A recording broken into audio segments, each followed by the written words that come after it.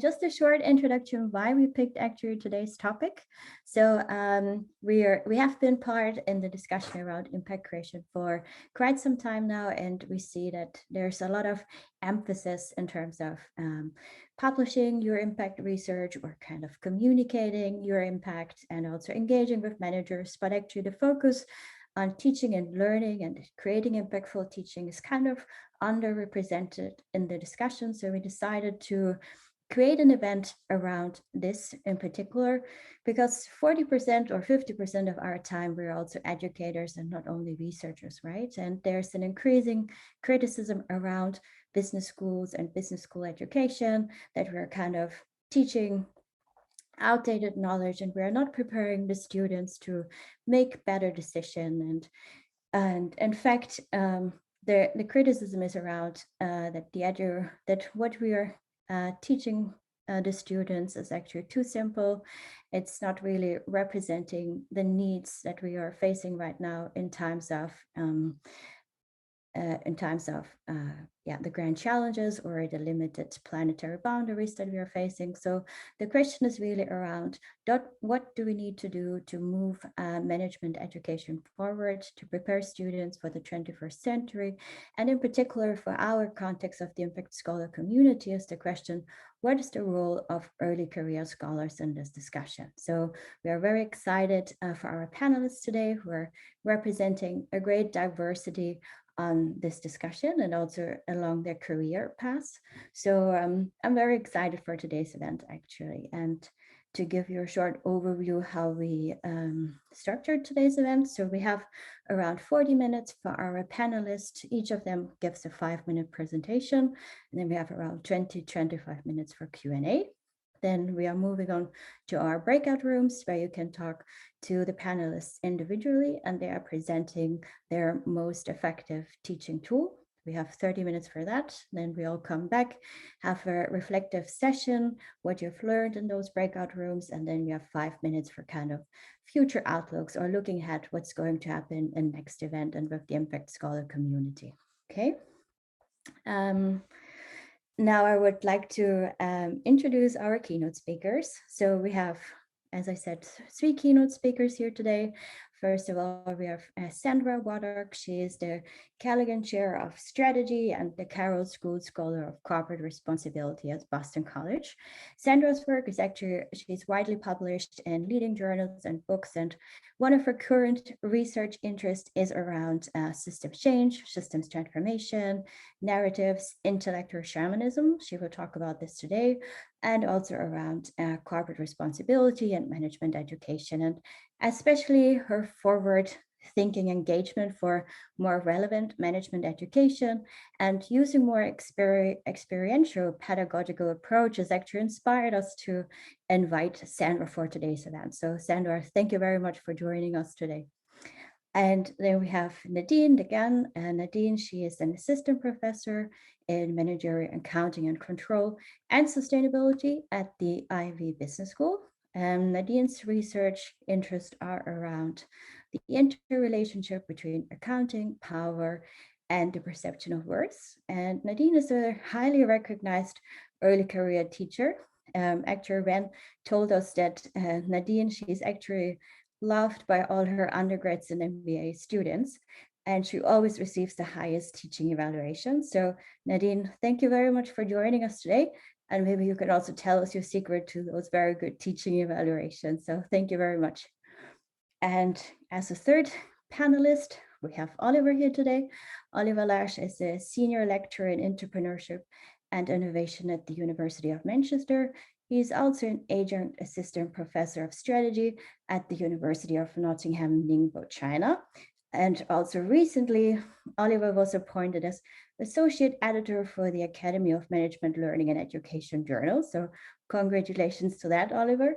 Oliver is best known for his groundbreaking work on responsible management education, which also led to a diversity of journal and book publications. And for Oliver's young age, he has actually shown a quite impressive career, and we are very much looking forward to learning more from you today, Oliver. So thank you very much for coming.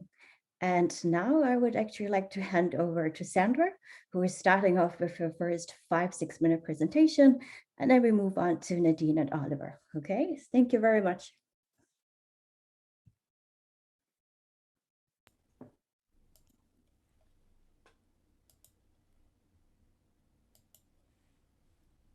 So hopefully you can all see that. So I'm not quite sure why I'm on this panel, since I don't consider myself a great teacher, and my ratings reflect that opinion.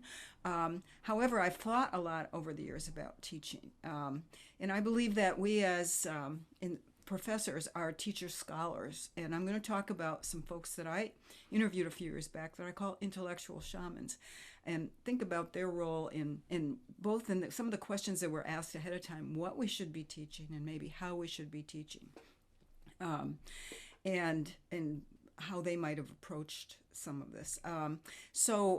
For years, I had an ongoing conversation with my former dissertation advisor, Jim Post.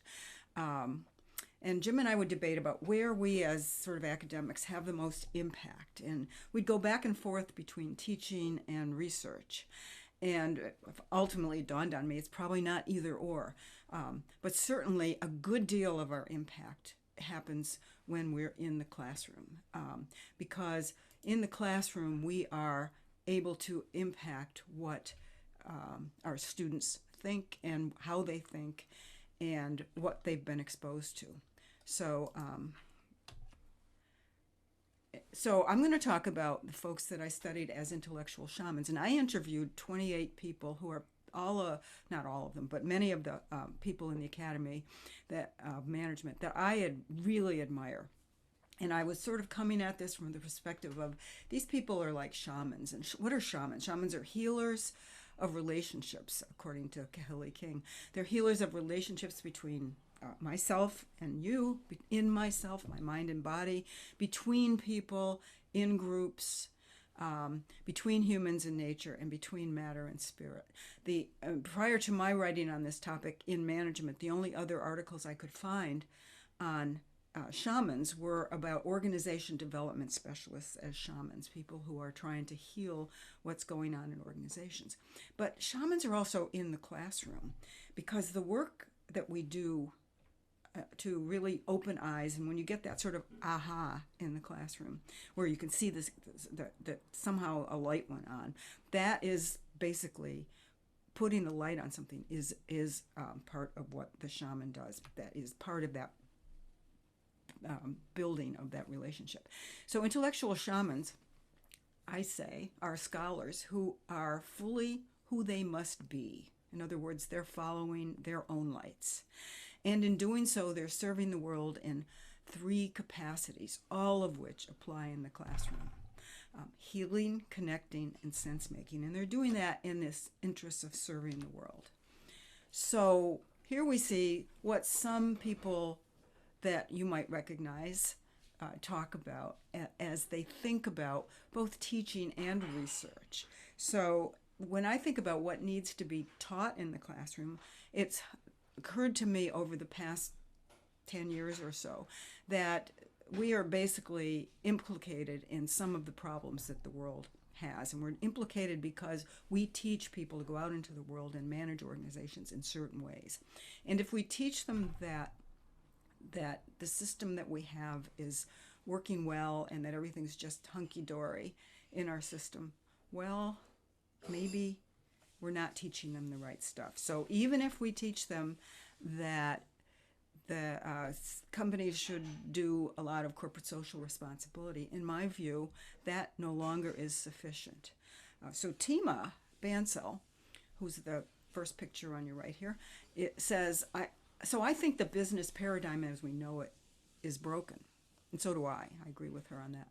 It's our obligation as faculty and as researchers and scholars to create a better society. That, in fact, is the message, the mission of the Academy of Management now.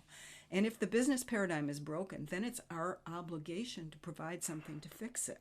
And that applies very much in our research, but it really applies in the classroom where we can no longer teach our students that the world is just fine as it is. So Tima's work involves a lot of networking and a lot of outreach to businesses and bringing that knowledge back into her work. So a lot of teaching goes on when you're doing networking with people in practice. Jim Walsh, who's the second picture here, as evidence of the connector. He says on his website, actually, research, teaching, and service define my professional life. Two qualities define much of my work. I'm fascinated by cross-level relationships. That's the connector role that the intellectual shaman plays. Between and among individuals, organizations, and society, they really engage me. And as romantic as it may sound, I think we are all called to try to leave the world a better place. That, for Jim, that means with his students, because Jim's emphasis here is really on thinking about working with students. The desire to better understand these cross-level relationships done with a clear eye on enhancing our well-being animates nearly everything I do. And the third person here is a master teacher. In fact, he won the Academy's teaching awards. He may be the only person who's won 2 of the Academy's Distinguished People Awards, Ed Freeman. He won the award because he is a master teacher. He's creative in the classroom, and his emphasis is on teaching. What Ed would say is, when I enter the classroom, I bring my whole self, my presence, to that classroom. You just have to be fully there for the student. And Ed plays a great sense maker role. Of course, all of these people and all of us do all 3 of these roles. He says, business is a deeply human enterprise. It's how we create value and trade with each other. This is what he teaches his students. It's how we create meaning for each other. It's how we spend a third to half of our lives until we come to see that as a human activity full of emotion and rationality and spirituality and sexuality and connection with others. Until that's in the center, not in the edge, we are not doing our jobs. So talk about healing what's needed in relationships. That's business to society. That is about corporate social responsibility, but it's about much more than that. It's about understanding the whole system and the broken pieces of that system, and where we as scholars and where we need to teach our students as future leaders and managers to fix the breaks in that society. So part of that is the sense-making function. It's about healing cultural mythologies, because in indigenous cultures, shamans believe that when someone is sick, it's because the narrative or the story or the cultural myth around them, what tells them how they are in the world, is broken, is damaged. And that is what's causing the person to get sick. So in order to heal that person, they need to heal the cultural mythologies. Well, if we see that our system is broken, if we see that this pandemic that we're living in has created incredible evidence that there's a huge divide between the very well-off and the not-so-well-off, or we see racial divides have emerged, or we see that some people are having better access to the vaccine than others, or we see that a lot of our wealth in our society is going to the already well-off and leaving other people behind. That's a part of a cultural mythology that we've all bought into. I would call that the neoliberal narrative that we're all embedded in. And the neoliberal narrative is deeply, deeply embedded in our business schools. So if we want to heal and we want our students to come away from our classroom with a better understanding, we have to upend sort of the acceptance that they have of the system as it is, because the system as it is won't get us where we need to go, even no matter how much CSR we teach them. It's just not going to do it, because the system, in my view, needs to be transformed in significant ways. So healing is about, in this sense, asking questions that others do not ask and helping find the answers. And we can do that in our classrooms, and we can do that and raise questions. Raising questions can be as impactful for our students as answering questions. Connecting is about spanning between worlds. So we know that real-world problems don't come neatly packaged in accounting, marketing, strategy, organizational behavior. disciplines. They're not. That's not how they come. They come they come complex. They come across many different types of boundaries. They are multidisciplinary by their definition, and that's the kind of problem that our students are going to have to deal with when they get out into the world. And so, unless we teach them this sort of the systemic implications of these problems and how to begin to think about tackling some of those systems issues, we have done them a disservice. If we let them come out of our programs just thinking that, oh, it's okay if I just study accounting, that's all I really need to know, or if I just study marketing, I don't need to worry about other impacts on the world that come out of these activities. That's doing a disservice to our students. So this boundary spanning function, which Carolyn Eggery and Peter Frost, who had written about shamans in organization development, talked about as the spiritual leadership. That's the sense-making role. This boundary spanning is walking between worlds, gathering information from one discipline, bringing it back, and bringing it together. And the sense-making function is the spiritual leadership role. It's where we get sources of wisdom. And one of the things I like to think I'm working my students towards, which I'm never successful at, but is moving them towards more wisdom, teaching them something about the system that they're in, teaching them something about thinking more holistically, teaching them something about sort of exploring the depths of who they are, and then beginning to be able to create new narratives or do new storytelling that allows them to move further. It's not magic, but it is difficult to do, and they resist it, which I think possibly is why they don't necessarily consider me the best teacher they've ever had. Because I also think that there's a caring element to this. Bob Quinn was studying, from Michigan, was studying, when I interviewed him, was studying teachers, these incredible master teachers, shamans in the classroom. They were K through 12 teachers. But listen to what he says here. So what are they doing? They're becoming the change they want to see in the world. That's what shamans do. They envision change and then they bring that change into being. They're operationalizing Gandhi. So they're not about telling and forcing. They're about building magnets of attraction. Magnets of attraction. That's what Ed Freeman does in his classroom. They're about building magnets of attraction, and they're attracting these kids to another place, somewhere they haven't been before. So they say, my kids love me. When I walk in, kids surround me, and they'll do anything for me, which sounds manipulative, but it's not, because it's absolutely authentic. So the kids will take challenges. They'll take extra work. They'll do things because they've reached the state of relationship. And it's that relationship that I think Ed Freeman fosters. I've watched him teach, and he's just a master of building relationships with his students. I'm less successful at that. But it is where I think we need to go to take the kinds of risks in our classrooms and in our research and thinking that serve the greater good. So what do we need to be? Systemic, holistic, humanistic, pioneering. Take those risks, even though they are risks. Boundary spanning and discipline spanning.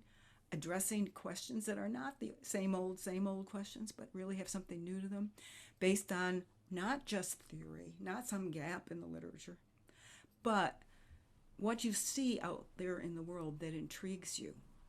What you're telling your students about the problem in this case that they're studying, or this situation in the world that the business is doing. What does that mean, and how do we interpret that? That's the narrative, that's the sense-making function. Because the world has wicked problems, and we're all searching ways to do what shamans calling dreaming a better world into existence. So ask and teach about important new questions, create new ideas that are both deeply personal and have the potential to bring about significant healing, and have the power to transform the thinking of the people that we're interacting with. And ultimately, we can all dream a new world. So thank you. And I will stop sharing. Thank you very much, Sandra. That was a wonderful presentation and an excellent start to today's event. Thank you so much. I would like to hand over to Nadine now. And if I remember correctly, Nadine, I'm sharing your slide, right? So let me start the presentation here. You have 5 minutes. So yeah, thank you for. I don't know that I'll even take it. I have a habit of, I'll slow myself down. Uh, Hello, everyone. I try to avoid saying good morning because we have some variety in time zones here today. So my name is Nadine de Gannes, and I'm a cisgendered female. My pronouns are she and her. And I'm going to tell you a little bit more because it links to what is important and what I've centered in teaching. And it is that I'm Trinidadian born, so from Trinidad and Tobago, born and raised. And then I landed in Canada for my first degree. And then I romanticized British education. Trinidad is a post-colonial British colony. It's moved on, independence and republic. But my education was British. And so in romanticizing British education, I ended up in the UK for my master's and my PhD. And then returned to Canada afterward for work. Started 3 years ago at Ivy. And in those 3 years, I wanted to be a different teacher from the one I had been in the first 7. And the first 7 had evaluations. Evaluations I have a difficult relationship with for a couple of reasons, which I will speak to briefly. But the comments that came through were energetic and charismatic and all those pretty words that I resented, actually. I deeply resented. Because then I thought to myself, gosh, all I am is liked. I must be funny. I must be, it's a performance at the front of the class. And when I returned to Ivy and sort of having gone through a PhD process where I had done so much introspection, divorce, motherhood, I had a number of things happen in a 5-year period that came to define me, or I chose how it would define me. And I sat down and wrote for myself my philosophy of teaching. I loved it, but I'd come to have an ambivalent relationship with it. And I wanted to be relevant. And I wanted to, I didn't engage with the word authenticity at that point, because I also struggle with authenticity. I love what the quote that Sandra put up in terms of what Ed said around bringing your full self. I had to navigate that path. I had to first think about what it would mean to hold a space and then how I would fill the space. And that's not natural to all. And depending on our histories, it feels sometimes unattainable. So in first holding the space, I would populate the space. And I had to think about how I would populate the space.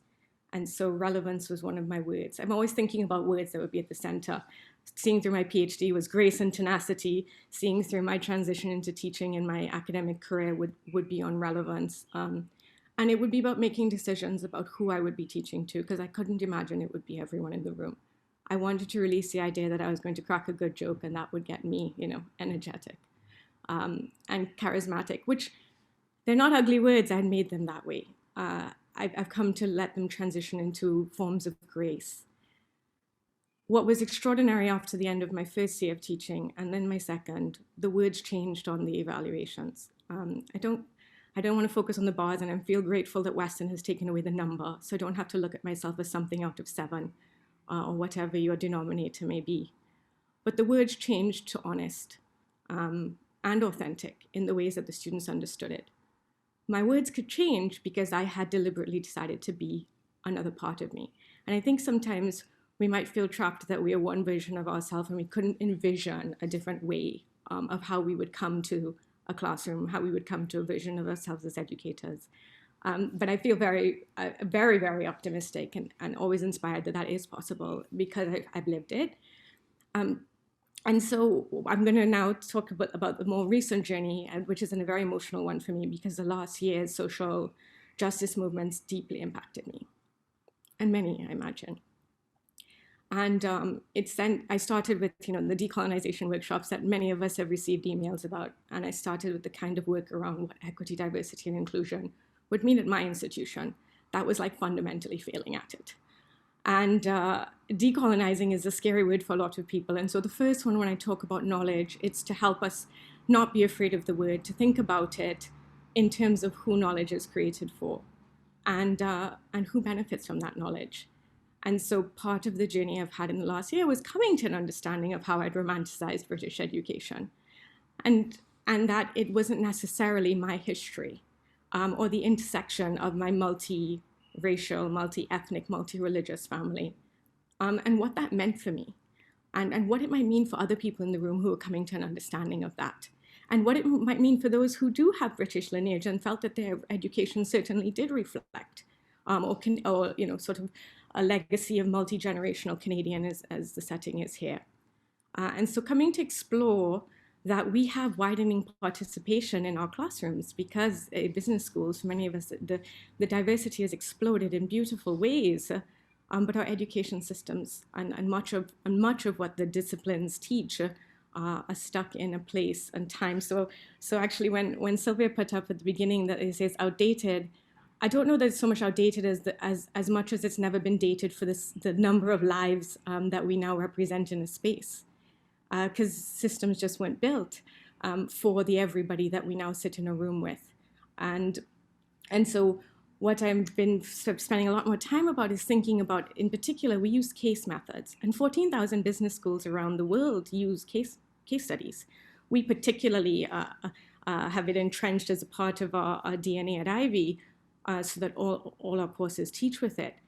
But coming to understand that is one truth, and it is as captured by an author, and a narrow context that will find identification with some of our students, but not with all of our students.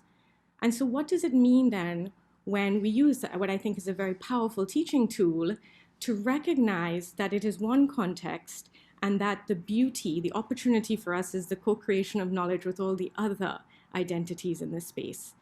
And so my last ways in which I'm trying to engage just that is about giving our students and myself, the language to speak about my identities, to speak about what is salient for me at a point in time when it's triggered, and finding the ability to say to my students sometimes, the thing that's occurring for me right now is not my race, for example, but it's my gender. I can feel that. And once I'm able to find language for it and I'm able to articulate it, I'm able to give it shape. I'm able to unpack it. We're able to understand what might be occurring for someone in a particular moment in time when information is coming at them and they're feeling discomfort or shame or embarrassment or confusion. Because the extraordinary age in which our students find themselves in is that period of navigation, navigating selves that we embody. And so language is so important, creating that space of curiosity so that they can come to it. And when a moment happens in which they feel triggered, to say, can you tell me more about what you mean? To allow us all the space to peel layers back. And so that they can see through the ways that I'm coming to grapple with language about myself, that they can similarly engage with that. And so it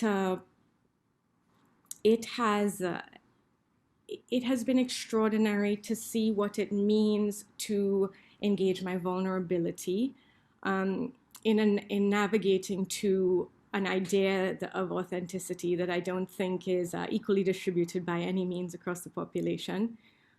There is a journey there. And I think that's probably where I want to, well, I talked about power. One little thing on power. I deconstructed it. I've decided. I deconstructed it for myself. So I feel very powerful. I've come to understand myself as a powerful teacher, and I've also learned how to navigate that. That doesn't mean that I'm releasing an entire upbringing around the concept of humility. And that was a difficult one to navigate as well. The ways that we can come to own things about ourselves, and if we don't like some of the things that are applied to us, to make sense of them. So I do connect to Sandra's points on connecting, and there was so much that she said that I valued. We're going to use different words around similar ideas, and I think to myself, we heal ourselves first before we can invite our students to do the same, and they can only do so when they see us do so. We have to provide the space, and we do that by making ourselves the example, because we ultimately hold the most power in this space. We really do. And I know we can lose sight of that sometimes when they're not very kind, because some things are happening for them that we don't have visibility of. So yes, I am powerful, and I'm getting comfortable recognizing that and being responsible with it. So I look forward to our questions later. I will give the floor up now. Thank you. Thank you, Nadine. That was wonderful. I would like to hand over to Oliver. Oliver, you're going to share your slides, right? And just Yes. as a heads up, we're running a little bit behind time, so all our Q&A might be a little bit shorter or the breakout rooms, but I think we have heard so many great discussions so far, so I always feel hesitant of interrupting you because it's so powerful to listen to you, as Nadine said. So, Oliver, the floor is yours. Thank you so much. You can see my my full slideshow right now. Is that right?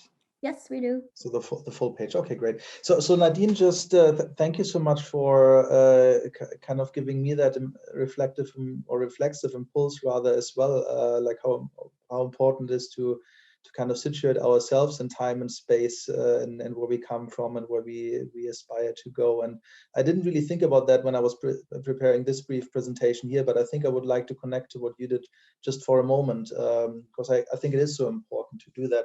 Um, and the one thing that occurred to me just now was that for some reason, if I wanted or not, like I was always set on that path of being a teacher in a certain way. My whole family is a teacher. My parents, my grandparents, they were always teaching or learning. There was nothing else all the time. So for some reason, although I tried to escape it for a couple of years, I was somewhat destined to go back there. If it's good or bad, I've got no idea. But so maybe I'm highlighting this because it might be a slightly different story, because I think often doing a PhD means you also have to think about teaching in a certain way. So and for me it was the opposite way around. I did my PhD in order to get a kind of a solid long run job, a long-term job, that an employment that I could go into and I can still teach. So research came as an afterthought originally, which has changed a lot in between. But so I structured this thing along the four questions that Sylvia kindly shared early on, because I thought they were really, really good questions. So I put those down here. I'm not going through them one by one by now, but you will see them again through what's on the slide. So let's get into the first one. I think I need to get rid of those. Yeah, okay, perfect. So the first question was really about the role of us being in the classroom, and not only in the classroom, but overall the practices of being an academic, being somebody who works in university. And of course, a lot of our practice is related to research and to teaching. And for me, I do come, I mean, conceptually and in terms of the way how I see the world, in an ontological way, for me, it's continuously constructed. So it's not something that's out there. It is something that we're continuously building and rebuilding. And if we stop building and rebuilding, it disappears in a certain way. So it requires work continuously. And originally, what fascinated me was this lens of heterogeneous engineering, and it comes from the language of actor network theory, where you're, I think in the US it's more the social materiality lens that's being used, but the idea is that we are continuously weaving, interweaving, reweaving the world, the social human aspects of it, the non-human material aspects, the narratives, the stories, the more than humans, and we're continuously making the world. So my question then is, us as somebody standing in that classroom or somehow interacting with other learners and learning ourselves, of course, as well. So how do we actually reweave that world? How do we change what's happening? And I think we do have quite an impactful opportunity there, because we connect to so many people at the same time. If I'm I think last year I had two courses, and one had 500 students, the other one had 300, roughly 300, 250 students maybe. So how it's an opportunity, isn't it? Because you can connect to so many people, and if you get that connection right, you can actually reweave their social worlds together with yours, and of course you're being affected as well.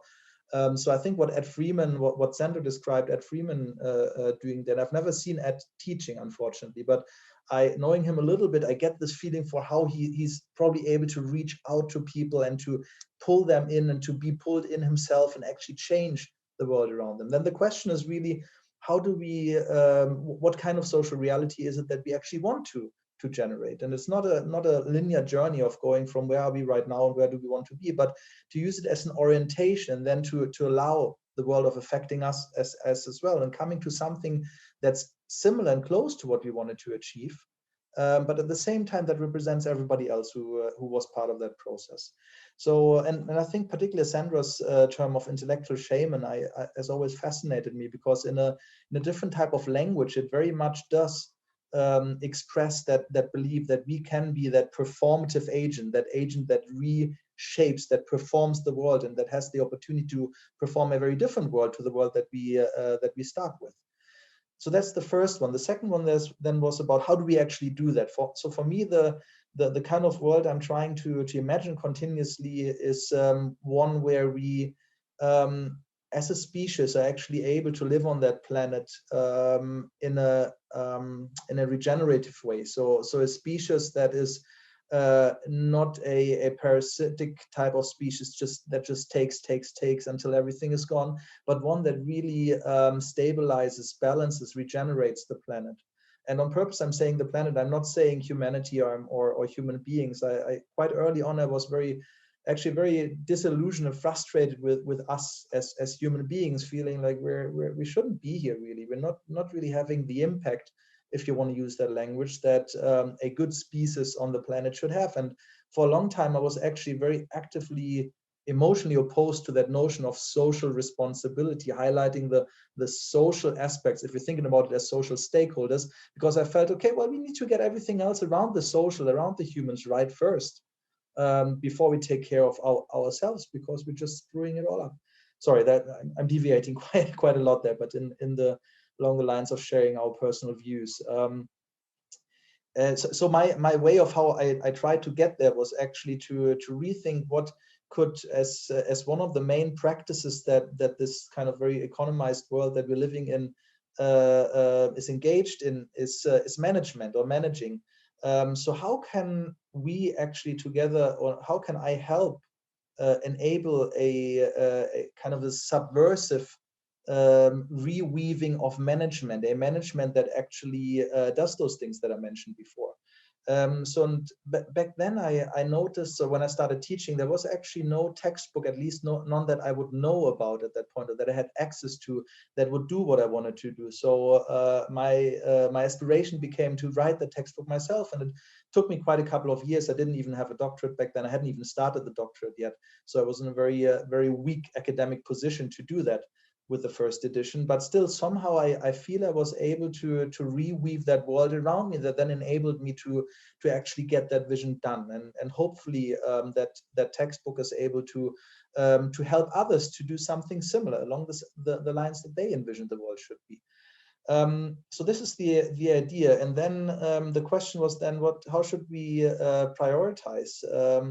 And for me, it's really somebody in a keynote that I was allowed to give yesterday said, from the donut economy perspective, go where the energy is. Apparently, that's one of the principles. I'm not very familiar with those details of the donut economy, but and that's very similar to what I spontaneously found was my answer to that question of how to prioritize. So work with the converted, and for me, it was a principle for a long time to say no, if I'm able to say no to anything that doesn't really matter. So I stopped doing things that I felt weren't really valuable, that weren't in the service of reconstructing that world around me that I really wanted to see, and really it being a waste of lifetime. And I've quite actively evaded those kind of positions, everything from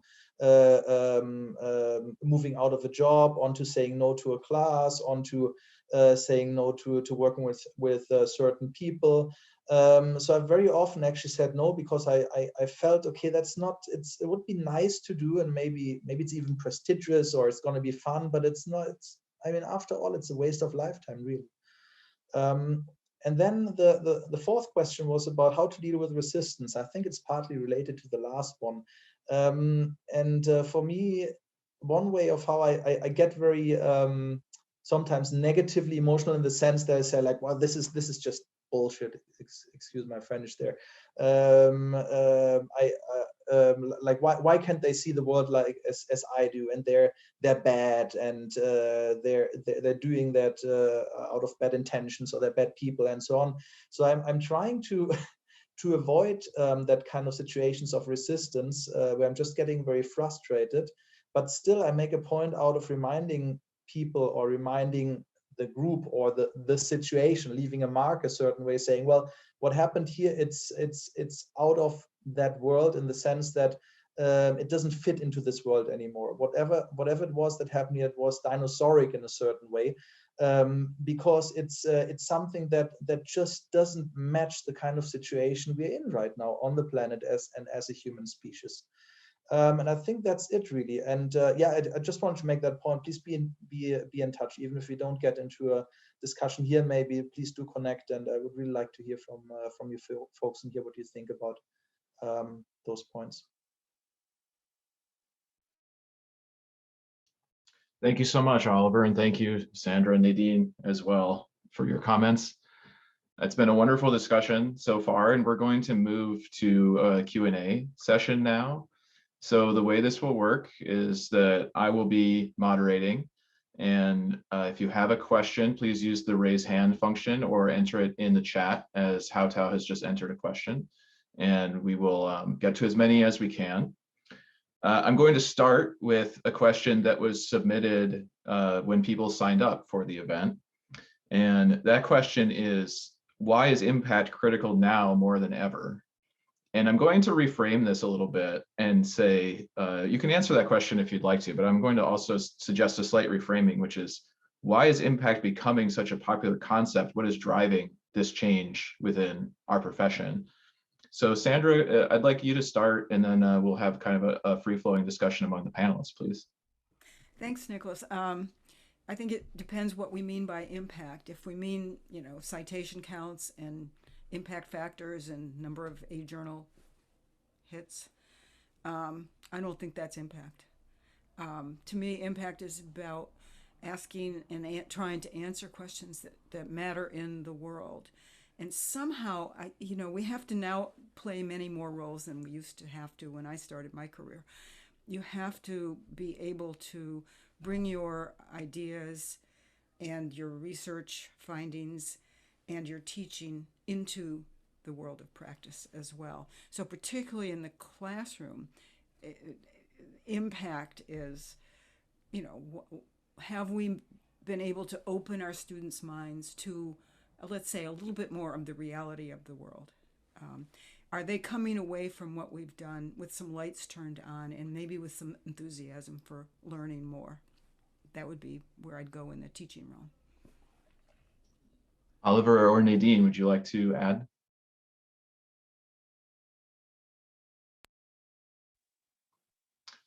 So we'll move to Hautau's question.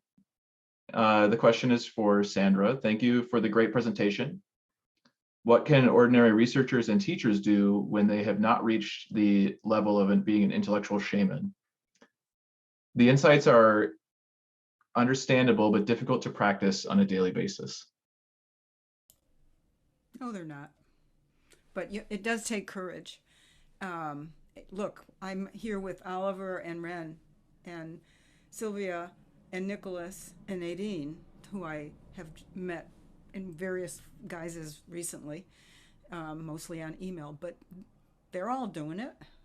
It's about asking questions that matter. It's about finding what matters to you, finding your purpose, and somehow getting away from the dictates of what the system is trying to tell you to do. Yes, you have to do good research. Yes, you have to publish. You have to do it, and you have to do it well, and you have to do a sufficient amount of it, or even a lot of it even. However, you are the author of what you're doing the research on. So I think Nadine makes that clear in the classroom. You are the author of what you teach your students and how you teach them. You may be teaching a case, but are you raising ethical issues with that case? Are you raising sustainability issues with that case? Are you raising, systemic issues with that case? Even if you're stuck with a syllabus that everybody else has to use, there are ways of approaching all of our content that give you the opportunity to ask important questions, to do what matters to you, and really becoming an intellectual or any other kind of shaman, in my view, in the modern terminology. Because of course shamans are found in all the cultures of the world, but we don't think about them in our world. But in our world, it's about having that purpose and being willing to take the risks that are associated with it. And I see Nicholas doing that all the time. I know the others less well. I see Nadine talking about how she did that. Nadine, I think you should address this too. Thank you. And when you speak, Sandra, it connects and inspires so many experiences that I've had with different words. I had a failure narrative I was building. And if I think back actually on the doctoral process, every milestone you get to through your thesis is like 45 seconds of like, hey, you got here, and then 45 minutes of where you need to go. Like we become wired into a very disproportionate, okay, check, and then, whoa, this is all you need to do. I felt, for me, and I have a wonderful therapist, I don't know how academics live without them, who made that quite clear. Like, how many things do you add to your failure narrative, Nadine? And I needed to change my relationship with failure, because otherwise I would never take chances. I would never experiment. I had to, just the same way I deconstructed power and thinking that it belonged to everyone else and I didn't possess it at all, was the same way I needed to release my relationship with risk. That was everything going to be risky? Then, and I draw on, the beauty of what others have experienced and said, and held on closely to, for me, teaching is you try and you fail, you try again and you fail better the next time. And so then I could own my failure narrative in a positive way, that as long as I was breathing, there would be optimism to continue trying.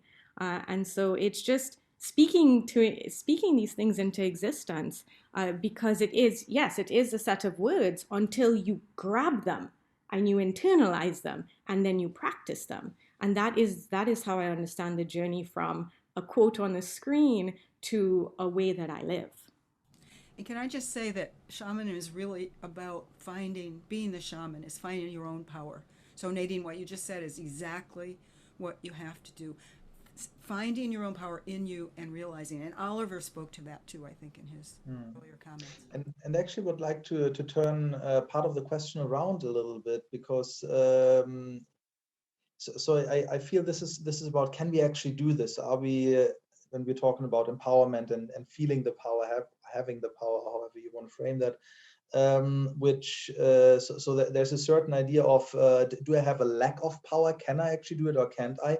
But if we turn that around, I always felt very empowered teaching for some reason. I'm not quite sure why. So I come also there maybe from a different angle, but that's been very, very exhausting and dangerous on a personal level as well, because I sometimes felt like a maniac, like, oh, I can do all this, I can change all this, and oh, I can do this as well, and this could work as well, and this could work, and you just keep going and going and going and going, and I've burned out twice formally for that very reason. So it is.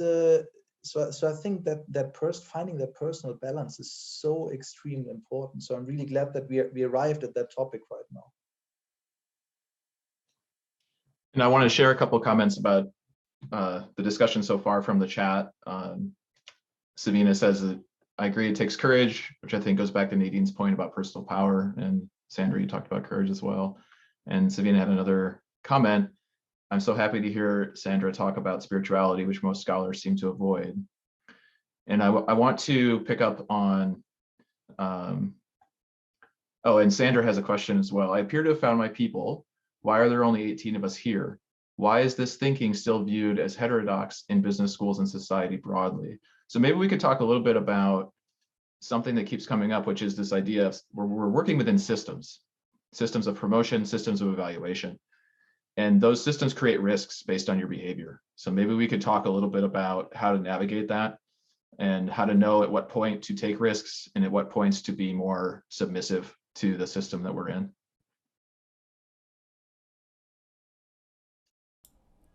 Who do you want to answer that? Let's start with Nadine this time. So I'm wildly unconventional in that I'm resisting, and massively. And so please take me with a pound of salt. I have, Sandra's words around like teaching and research and service, those are all important to me.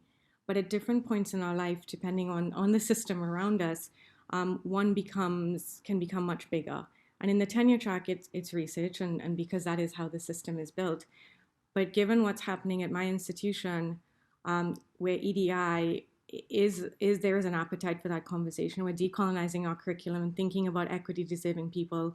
We have a window of opportunity right now, and I couldn't see that window and not throw everything at it.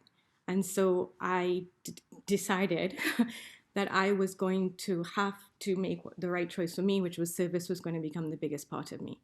And so I asked, and I've had no shortage of people tell me, Nadine, are you crazy?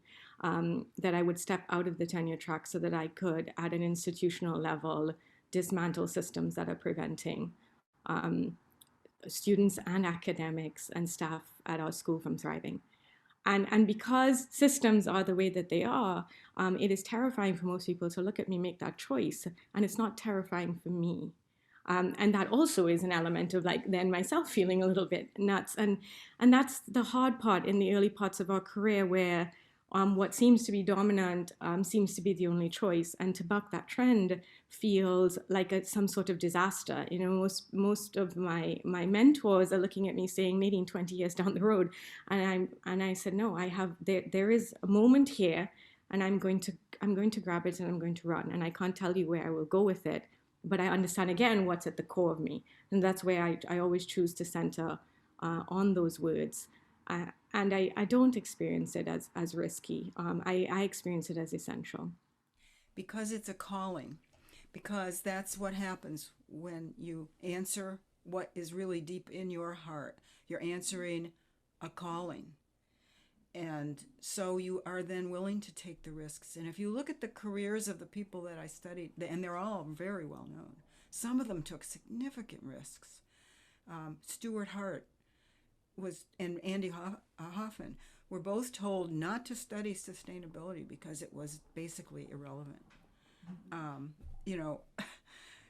Ed Freeman was talking about stakeholders before anyone understood, and the reason, he told me just the other day, the reason he came into the SIM division was because no one else was listening to him, even though he thought it was a strategy concept. I studied corporate social responsibility, public-private partnerships, things like that, long before people really thought that was coherent to study. So it is about taking that risk and taking on that power. And if the institution you're at doesn't like it, go somewhere else. Oliver. Is the system really so hostile, so different from what we're trying to do? Because I don't, maybe I'm living in a bubble. I'm not entirely sure, but right now I'm serving as the coordinator of our PhD program, and I'm looking at all of the applications, and 2/3 of the applications are people that are somehow have a relation to social, environmental, ethical topics. And we're not a business and society division. No, we're an innovation management and policy division of a normal business school, if you want. So I don't see many topics in the news nowadays that would be unrelated to what we're trying to do here. I barely see any courses that don't have a connection to it. So I'm not sure if maybe I'm really living in a bubble where that's all happening, or maybe I've got my goggles on and I only see that.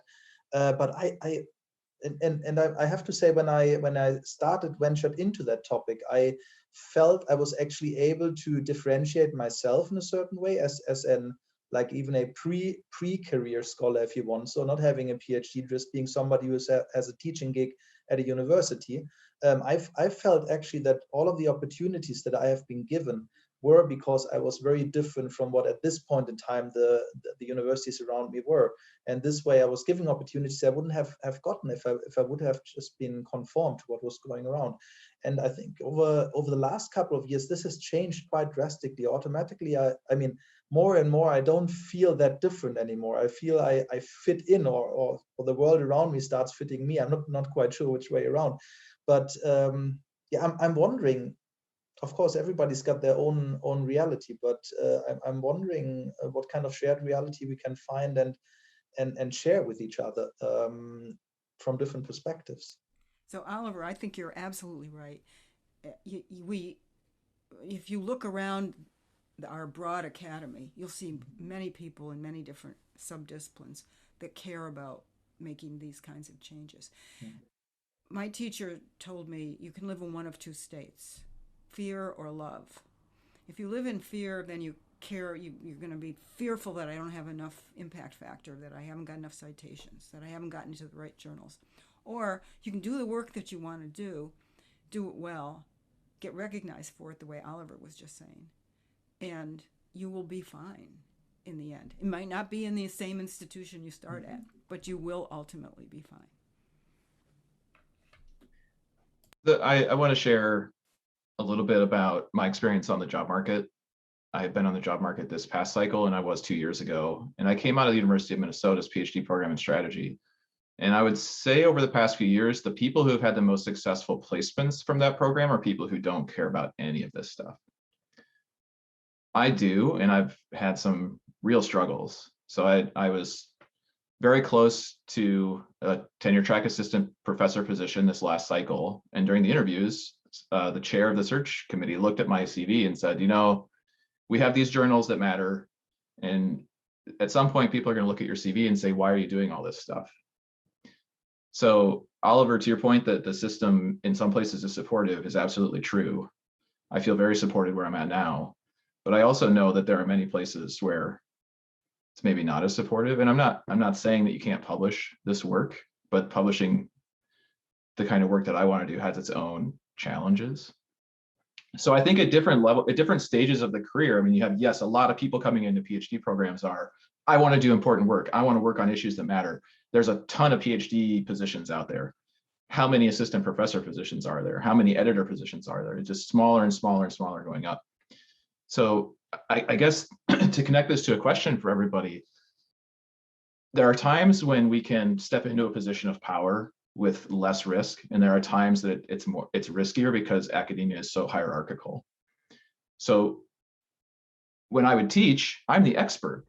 The moment I step out of that room around faculty colleagues, I don't know anything. And that's jarring. So how do you all think about navigating that, the transition between here I am and I can speak as a position higher on hierarchy, or here I am and I can't, I have to conform more to what's going on around me? How do you navigate that part of the profession? I think you do have to, it is a navigation process. Early on, you have to think about publishing, and you have to aim for the top tier journals that you can think you might have a chance of getting into. If your work is good, you can get it in. Qualitative work on sustainability gets into the top tier journals. It has to be excellent work.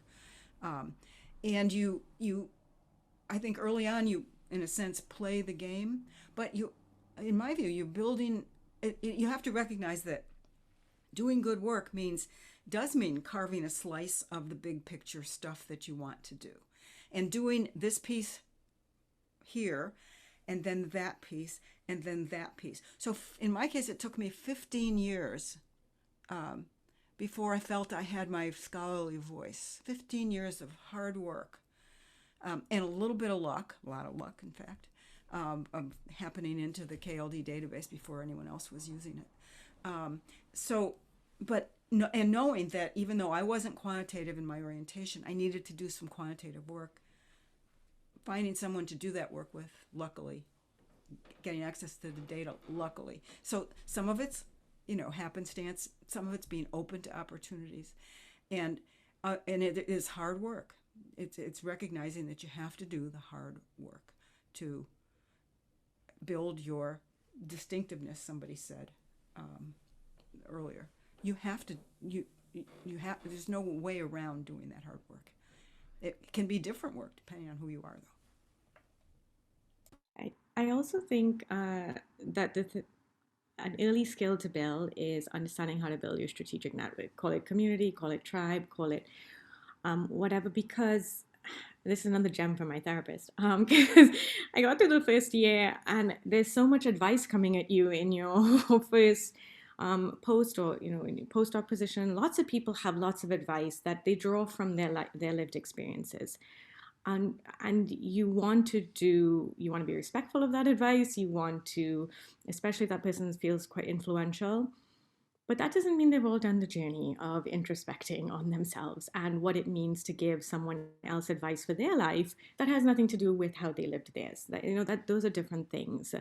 And figuring out what a soundboard looks like that can help you make sense of the pieces of advice you're getting, to understand what is good for you, true to you, is an early skill set that is essential.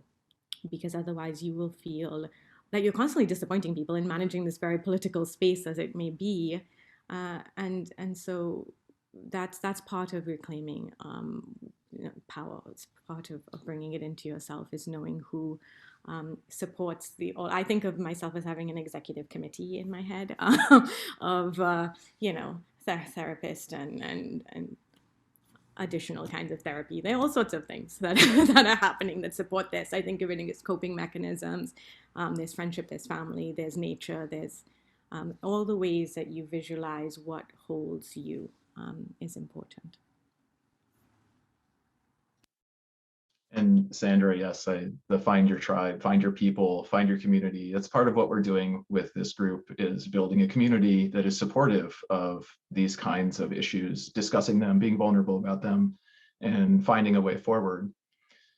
So as part of that, we are going to move to some small group discussion now. Ren, you have unmuted. Would you like to say something? Yes, I was just going to do the quick transition. We've been having a great discussion. Thank you all so much. I know I'm not the only person here who was choked up a couple of times at least, so it's really powerful. Thank you. But we do always, with this impact community, want to make sure people have like a really, practical takeaway, something to do in the classroom. So to that end, we've cut our breakouts a little short, but we're going to go into 3 rooms. We've got Sandra, who's going to be talking about one particular exercise called Sustainability World Cafe, from her book, Teaching and Managing Mindfully, packed full of activities and exercises, and only $10. So great one, an ebook to use. Nadine, yeah, exactly. Fantastic. Make it accessible. I love it. Nadine's really talking about some of the work that she's using on creating safe and inclusive classrooms. I think you've got a really good sense of what she's trying to do in the class. She's drawing on some free resources from the University of Michigan today, one of the many things she uses. So she's going to be talking about those. And then Oliver is talking about his book, which he had up on the slide. So you've seen that. I love that he just explained it when he wrote to us as a disruptive tool to positively corrupt your usual introduction to management courses. So I love that. We are going to put you in rooms. We apologize for that. We know there's some glitches when you choose your own. You're free to swap if you really want to, but we are recording everything. So you can go back and watch the ones that you missed. Okay, and without further ado, we'll let Nicholas send you off. Thank you all so much, and we'll see you in just under 15 minutes, I think.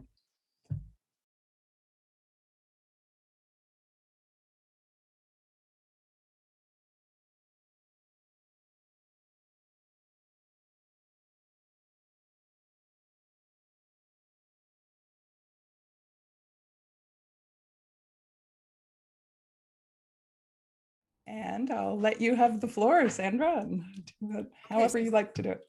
So let me just put a link to the book. I don't know if it'll turn up as a link, but let's see. Into the chat.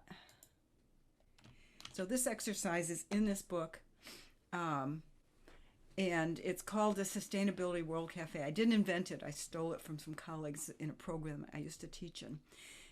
But it's amazing for getting students to really think about the system in a way that they haven't thought about it in the past.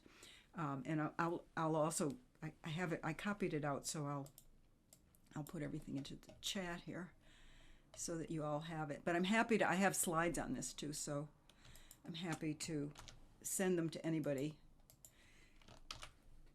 It's very, very long. So the idea is, so I have a class of about 20 students, and I'll usually pick four different items in the classroom. I like to pick things like a banana, a cell phone, often a piece of clothing, and if there's someone drinking water out of a bought bottle, I'll pick a water bottle.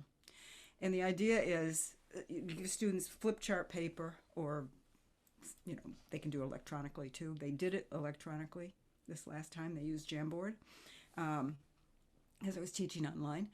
And it's a World Cafe, and if you know the format of World Cafe, people write on big flip charts on the paper and try to connect things. But the idea here is to draw a picture of the system that produced this item. So you ask the students to take their item. Let's say it's the banana. That's kind of it sounds like it's a simple one, but it turns out not to be. And you ask what systems created it. What is it? Where did it come from? How did it become what it is? What are its uses, and why do people buy it? And then you ask what systems are required to produce or supply this. So here you get to the let's say the slave labor that might be being used on some of the farms. You look at the shipments that are needed to get the bananas from where they are grown to the U.S. Let's say they're coming to the U.S. from there to the supermarkets. So you're into the whole supply chain and transportation system and shipping by container boats and all of these things. And you're trying to get the students to really think through all of those different systems. And they'll just say, well, it's a banana, I bought it in the store and I'll eat it. Well, no, it's a lot more complex than that. Then you ask them what systems use it. What does it do? And the final question is what systems dispose of it. And there's sub-questions in there that you can look at. So then when I typically, and this can take, I have a 2.5-hour class. This can take, easily an hour to 2 hours. You could use this for the whole class because you want the students to draw a picture of this item and all the different answering the different questions using images and pictures if they can. And then they come back together and share in the room. So I'll have what I call a gallery showing, and we go from one picture to the other, and sometimes it's multiple pictures where the students are sharing what they've discovered. And then we have a general conversation about the implications of the complexity of the system and all the different systems that are involved in it. And then there's a second set of questions that you ask. Think about the impact of your item on 5 levels, on you as an individual, on people individually, on teams if there are people that are dealing with this, that have touched this item, what organizations enter into the supply chain, in what ways has society been influenced by this decision, by this item. So for cell phones and water bottles really raise very interesting questions about how we're using these items and why we're with water bottles, purchased water. It's like, I always tell them, there's like a 1 to 2,000 ratio in terms of cost of getting tap water versus purchasing a bottle of water that you're going to have for maybe 2 minutes before you drink it down and throw the plastic away. And then I have pictures of, plastic waste, huge streams of bottles that are just, maybe those will be recycled, but 90% of them are not. And then if there's time, which I never seem to have time to get to, there's a third set of questions, which really raise those bigger issues of what are the socio-political types of implications of the system, the implications of the system that we've created. So, and I find it to be a really powerful exercise. And the students do too, because they will often say, I've never thought about all this stuff before. So we can talk about it. Everybody unmute, it's just. I know, I always say that with small groups, unmute, just jump in. Yeah, exactly. Yeah. This is fascinating. I've started using something similar, but much, much simpler, but I've. What do you do? Well, it was when I have a case about ocean plastics that I've used. It's University of Michigan case. And so I get them to, same thing, pick a water bottle, or I'm actually trying to introduce circular economy, kind of those ideas with it. So I've started moving to something that comes apart, that has many pieces. So they can then start to think about the different pieces and how you could reuse some of them and different models and stuff like that. But I've had a lot of students write that it was a huge aha moment, because I kind of draw it out. I get them to draw it out and they make a line, kind of a value chain or life cycle. It's a straight line. And so then I kind of introduce that linear thinking and sort of what are the assumptions, unlimited resources is an unlimited waste that, this is based on.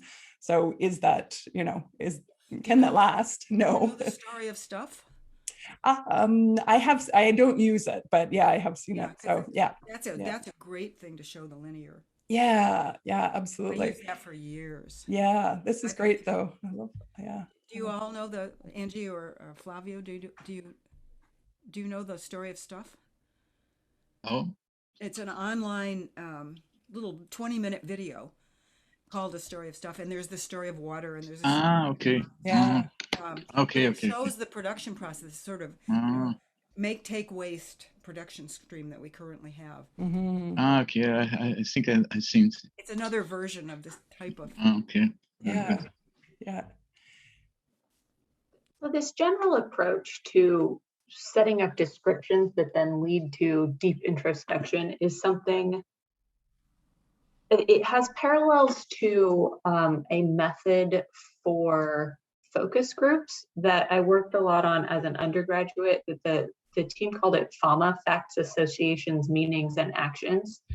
And their take on this is that you can use that framework to get to the heart of almost any issue. So you come into a group and present some object, they called it a code that you bring in, and then you ask them first to just describe this thing. And then with your questions, bridge from description to associations. How does it relate to other things in its systems? To, well, then what does that mean? And finally, what do we do? How do we act as a result of this knowledge that we've gained? And it's so powerful if you can sort of bring that kind of structure, which you've done here. There are definitely parallels. No, it sounds great. Yeah, I've found ways to apply that in so many settings that are definitely not like the sociology of focus groups and community development, which was like the purpose of that particular method. But I love it. It's really fun. Yeah, no, and that actually, it does the same kind of thing. And if you did it even in the same class with different questions, they wouldn't know you were using the same approach. No, they'd have no idea. Yeah. Angie, do you mind dropping that or just writing it out in the chat just so we don't lose it for people who watch it? Thank you very much. Fabio. Yes. Anything to share with us? Well, first, thank you for your presentation and this conversation now. What I try to do is try to caught the students' attention in the long term. What I'm trying to say, we choose we work in groups. Each group choose an organization and try to study this organization, analyze this organization throughout the semester, throughout the term. I think it's good because they, of course, there's a constraint because they learn or they analyze just one organization, but as they go and deep into this organization, they can have the more systemic perspective of the organization. That's I think that's the most complicated thing for undergraduates, because they don't have learning, they don't have job experience, they don't know, probably they have never visited a company or something, so they don't know. So I think this is a good option for do you have them present at the end of this semester? Yes. So they share with the others? Yes. That's exposing them to more than one. Not only at the end, but some periodically, monthly, for instance, they have to present to the other groups, so they can share this way. Yeah. But So that's what I do. yeah. So they are being exposed. Are you familiar with the Aim to Flourish Prize? Yes, yes, Because yes. because if you picked hybrid organizations, A, you're introducing them to the fact that companies can have multiple bottom lines, Hmm. and B, they have to submit, and maybe I had students actually be one of the winners a couple of years Oh, ago. yeah. Wow. So, Wow. and a number of them were finalists. So, a number of teams were finalists. So, Excellent. I'm Hmm. not using that exercise anymore, but it's very helpful. Yeah. Um, yeah, that sounds fascinating, Flavia. Thank you. Thank you. Thank you. Yeah, Sandra, one of the things I was curious, as you put this up there, is I always try to give them tools. I teach undergrads largely. I love undergrads, so yeah. But I'm always trying to give them tools like because they want to make change, and I'm just new to systems thinking and trying to teach some of it as well. What's the next step of this when they say, what do we do about it? Kind of, how do we change it? Do you have any good tools around that? Are they in your book, or is there anything you'd recommend? There are tools in the book, and I'm not going to remember them offhand, but they go from individual level to up to this. This would be the big macro thing. I usually use this one at the end of the semester. So I'll tell you what I'm thinking about for this semester. Or this fall. I'm not sure if this is going to work, but I want them to develop some sort of social good project of some sort. Could be creative, could be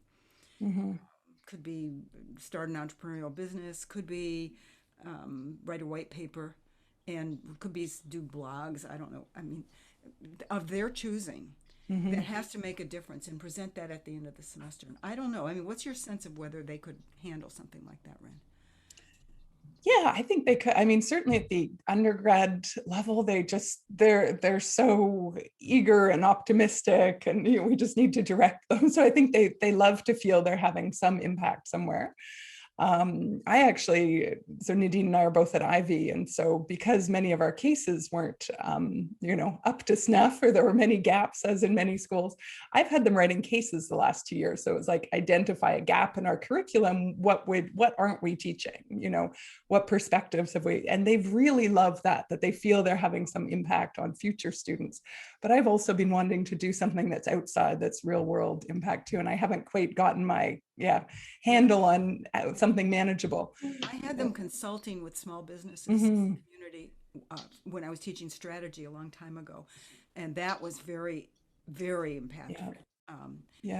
And I see we're going to have to leave. There was something else that occurred to me. Yeah, so that they can see that they can make a difference. But strategy in small businesses isn't the same as corporate strategies. Yeah. So, but they got a taste of the real world in. Absolutely. I have one colleague, Jocelyn Leitzinger at UIC Chicago, who's having them organize activist campaigns, and they love it because then they can think about corporations and where, and they post it on social media. And yeah, I've stopped using cases actually, because this class doesn't really lend itself to cases. It's not all business students, for one thing. Oh yeah. So I do all these active exercises over the course of the semester. Yeah. I do case light. They're sort of expected, but I kind of have it as a lead in, and then I go off on some total, vaguely related tangent. Hands-on involved in stuff they love. Like that. I do a design thinking exercise at one point in the semester now too. It's not in the book because it came after, but or maybe there is a design thing. Anyway, I don't teach yet. He's closing the room. I'll get you in the main chat, hopefully, Angie. Right. I think we're going to open it up again.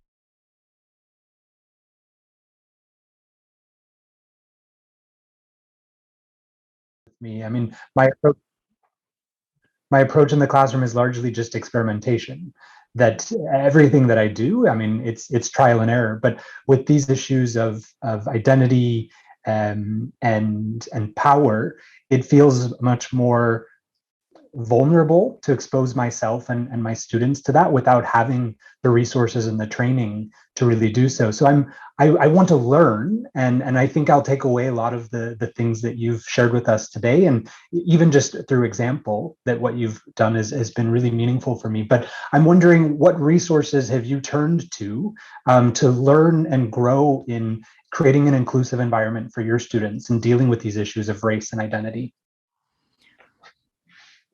Read so many things. So for one, I will be sure to send you out as soon as we finish building this tool. I'm working with a number of collaborators across Ontario schools right now, colleges and universities, to build a thriving in the classroom toolkit. So it's just more digestible. And any equity work we're doing at the school is open source. That's a commitment we've made, so that it's not proprietary to Ivy. Like that would just, can you imagine?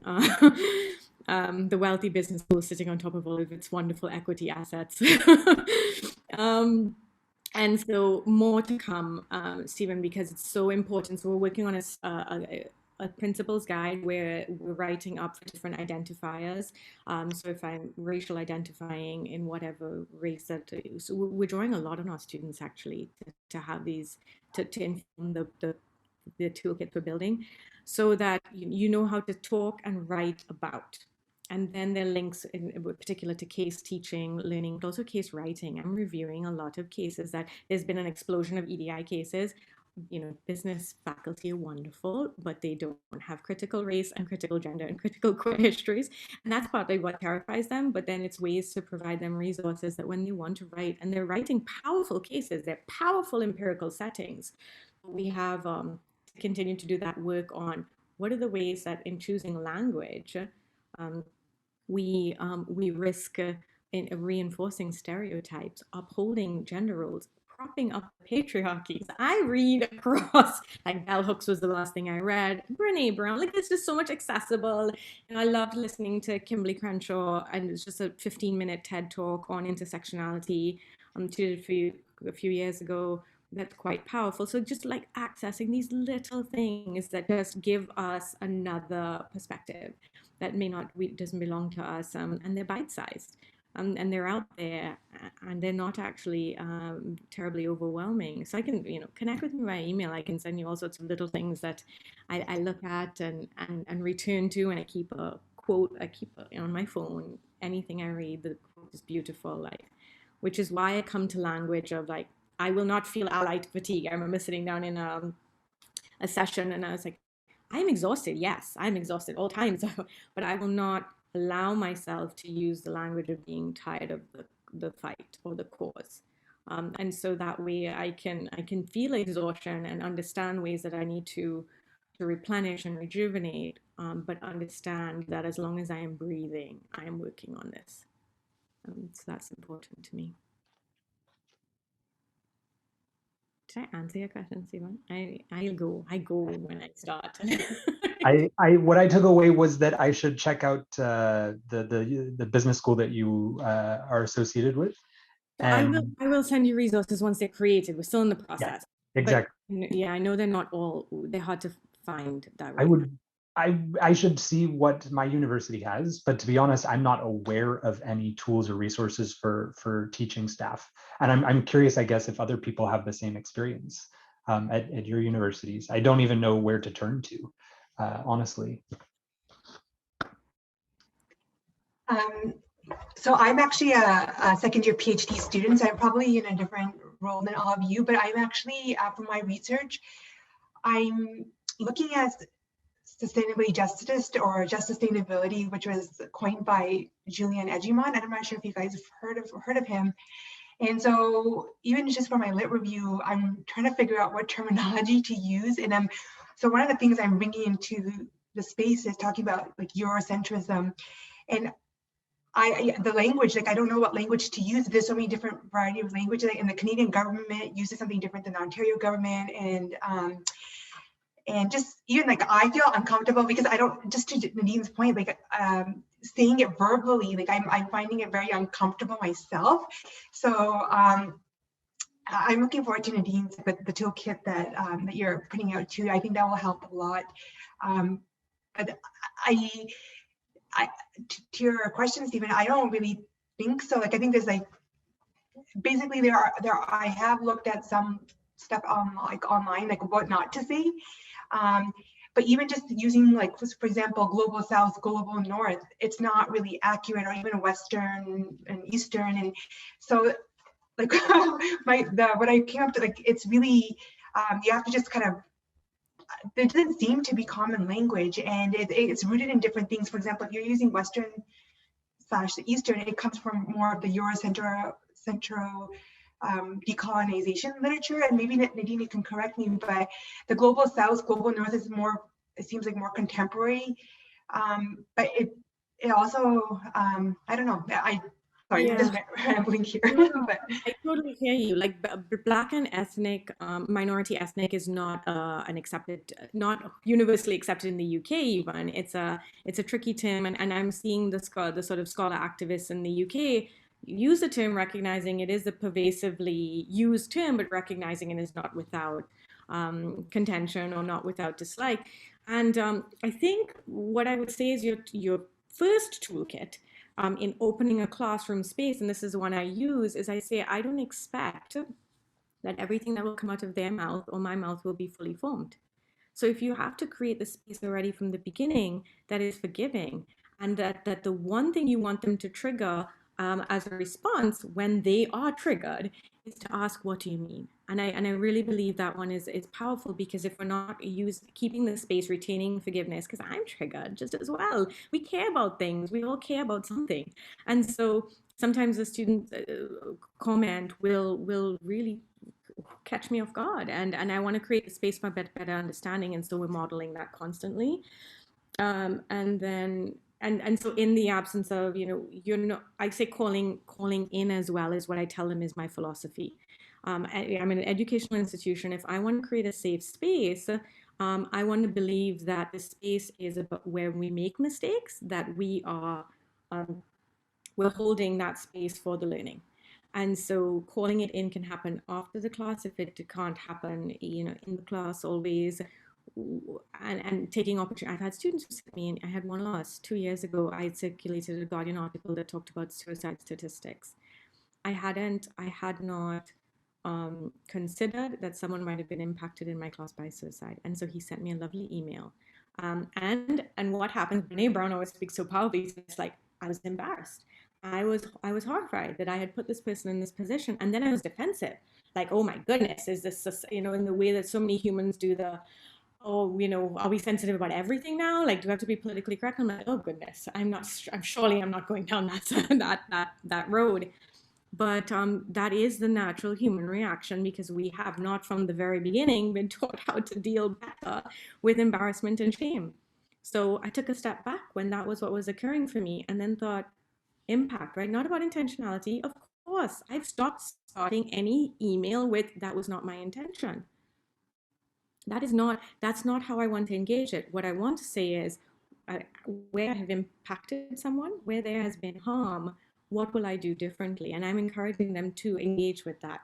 Because if the space was to begin with one where we assumed intentionality, then that isn't the place I need to start as my point of departure in reaction to something having gone sideways.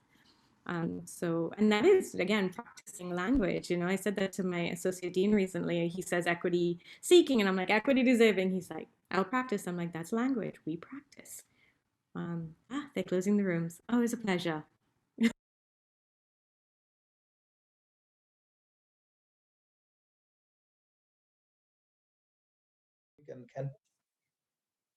So that we get into it together. So let me do that real quick. I'm aiming for 5 minutes. Please do yell at me once I go beyond, which is not unlikely to happen. There we go. Sharing screen is a good first step. So there's two things that I would like to quickly look at, and the one thing is that type of case study that I tried to develop for the book, which is very unusual in comparison to if you look at a Harvard or an Ivy case study. So I call them unfiltered or true story cases.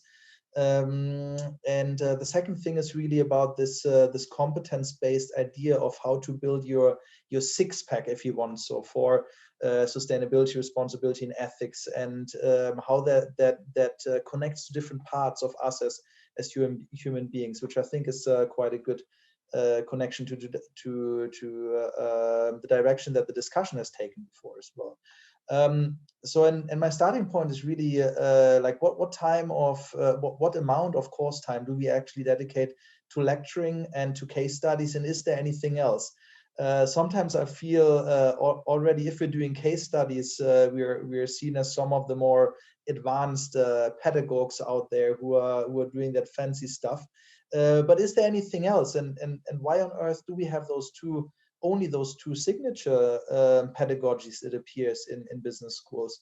And the first one is really more trying to fix one of them, the case study pedagogy, which I feel is very often very much removed from lived reality of somebody who's practicing management.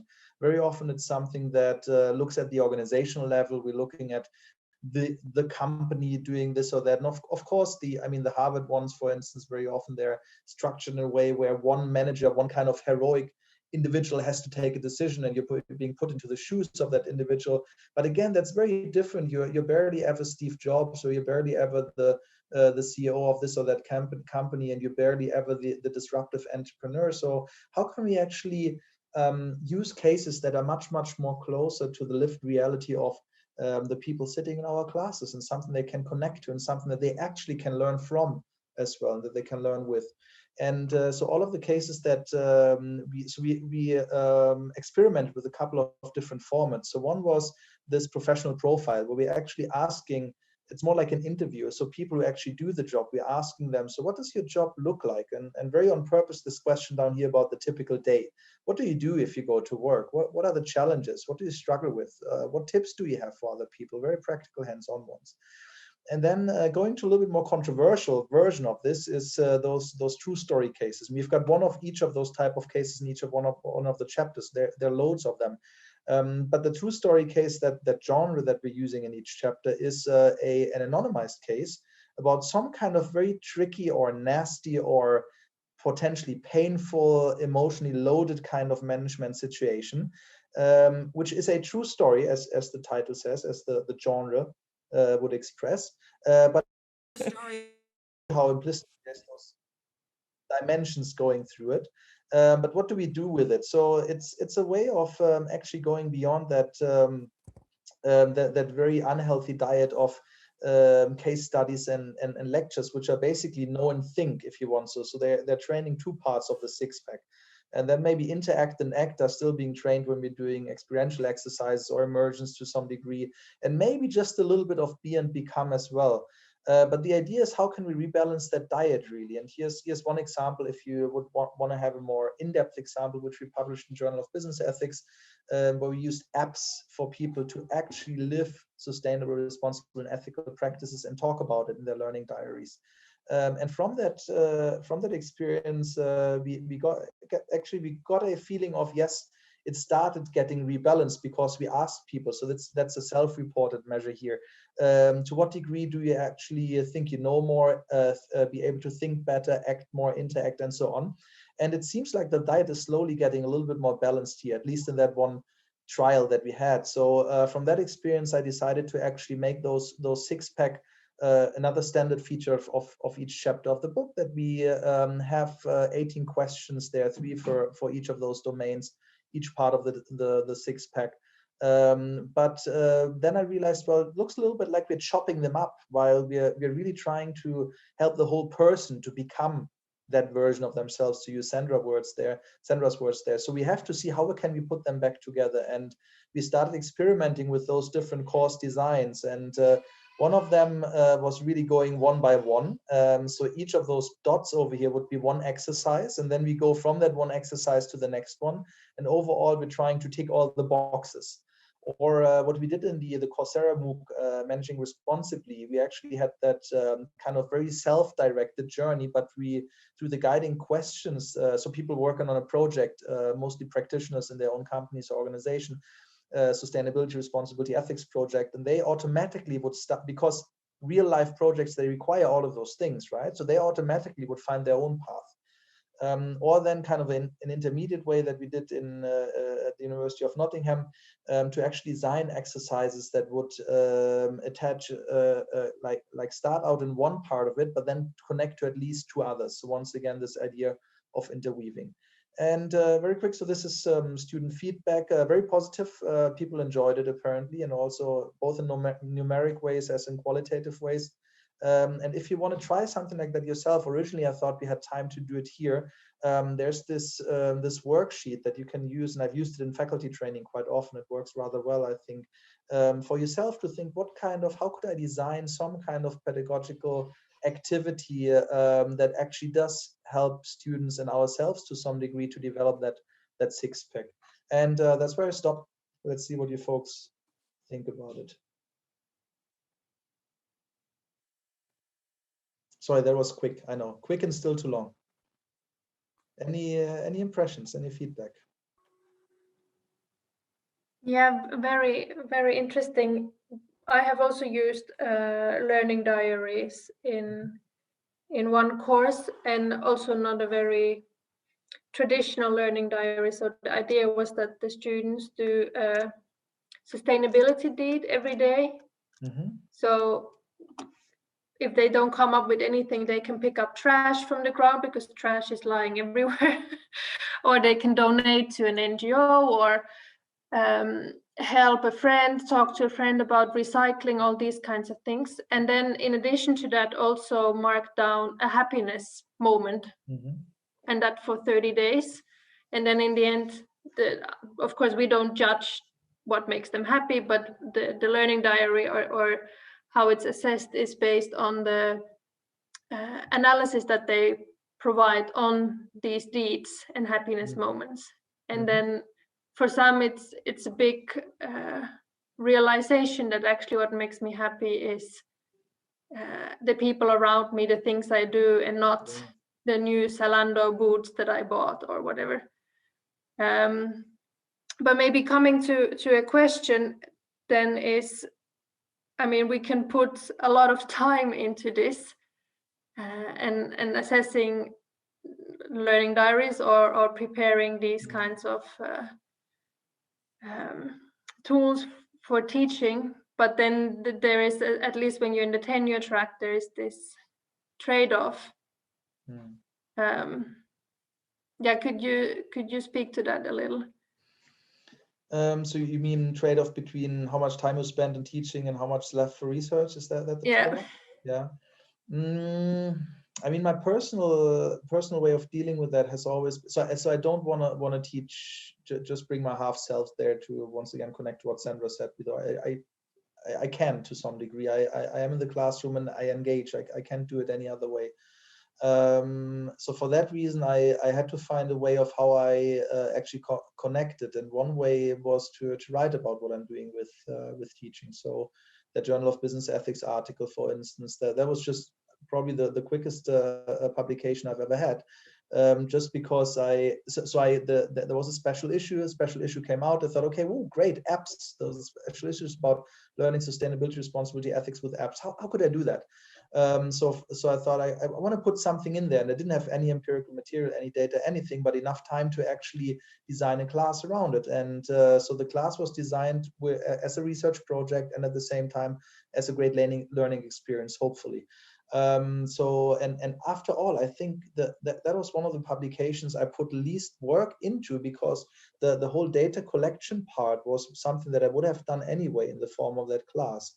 So for me, it works to look for those synergies where I can bring both of them together. But of course, it also connects to the kind of topic you're into as a researcher. We can't always do that in a class. And to some degree, I mean, some journals say, okay, we don't want to have any surveys, for instance, that are done with students unless it's about the students learning. So there's certain barriers, because many people then try to do that, and maybe it doesn't really fit their research context or their topics so much. Yeah, I don't know. I really don't know about that balancing part. But if you have a course of 500 students, then it sounds like a lot of time goes into it. Yeah, I mean, also the question is, to what degree can you to what degree is that actually rewarded in the way how time is measured as well? So if that course actually then becomes my only teaching duty over a year, well, there's a lot of time left for research, which isn't the case, unfortunately. But if that was that, I mean, then if you can make the connection, great. Yeah, not quite sure about that one. So our question is, well, they're in front of you, but what is the one thing you will change in your approach to teaching and learning? And if you want to just take a minute to think about that and drop it into the chat, that would be great. So let's do that. Go ahead whenever you're ready, and then we can just continue the discussion, I think, before Sylvia does a wrap up. Some really nice things.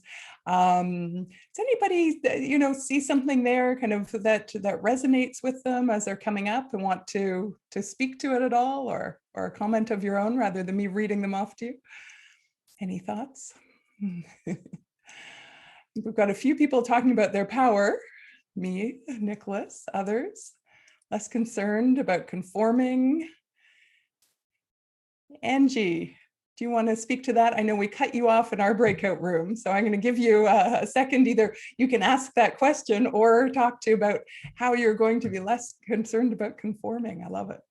So I think one thing that really comes through for junior folks among us, I'm a second-year PhD student, so I'm not even teaching classes yet, but it's something that is very important to me and that I see as a major piece of the kind of impact that we get to have as professors.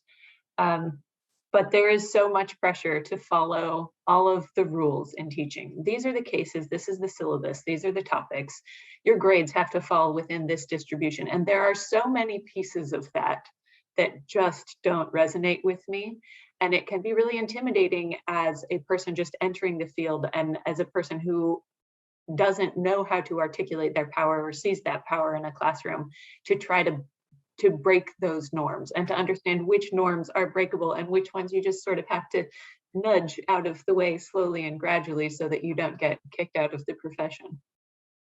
Yeah, so what I mean by not conforming is it's okay to experiment and it's okay to push on the boundaries, and that, especially if that is inspired by your sense of purpose and that core sense of authenticity, you're going to be okay. Yeah, absolutely. I mean, one thing I really see here is everybody loving their teaching and understanding that. And I think we have so many colleagues who hate it, who are like, oh, I have to teach. So, I mean, it's really tough, but a lot of rewards. Thank you, Angie. Savina, you love this session. We love that you love the session.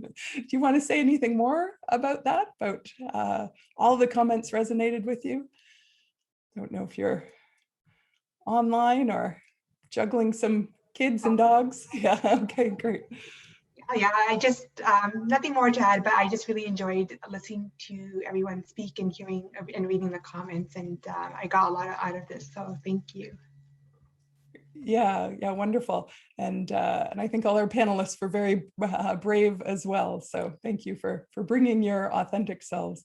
If we're using authentic, Nadine, yeah, we're still struggling.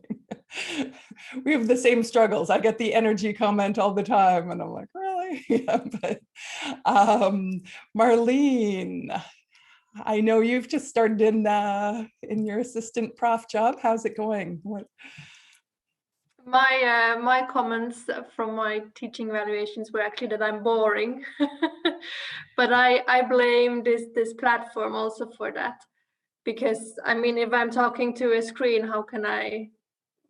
It's difficult to transfer the energy. But I hope, or I'm quite happy that my first teaching experience was this home teaching kind of experience. Yeah. So then I get more self-confident in the topic that I'm teaching, and going forward, I want to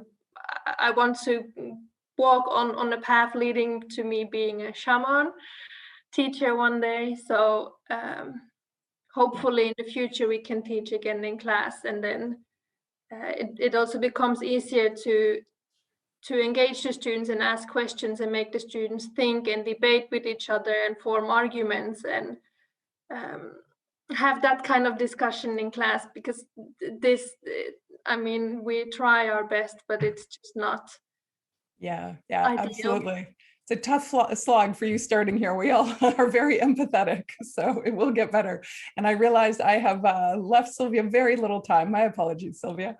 I'm going to turn it to you to wrap things up. Thank you all. Perfect. Thank you very much, Ryan. And don't worry about the time. I think this was a wonderful session. It was probably one of the most intimate sessions we had, but nevertheless, it was the best session we had, I would say. I think everyone who's here with us in the room is committed to the topic, is committed to kind of change things. We all struggle. So personally, my first evaluations as a assistant professor at Brock were more like, I'm intimidating. I'm even a sexist. I didn't know how I got that, but somehow I tried to do things different. I tried to be more personal. I tried to engage students more kind of from where they come from, but they felt that was so out of the norm that, yeah, they gave me the worst evaluations better. And since then, I really tried to fit in. But learning from you now, I feel like, okay, I should probably just be myself and continue what I wanted to do initially. And you kind of encouraged me to stay with what I initially wanted to do and not to stick in any longer and follow the great evaluations and move up my score. I think that's the wrong path, and I'm happy we really had this session and we talked about it. So thank you all for coming. Thank you all for being here.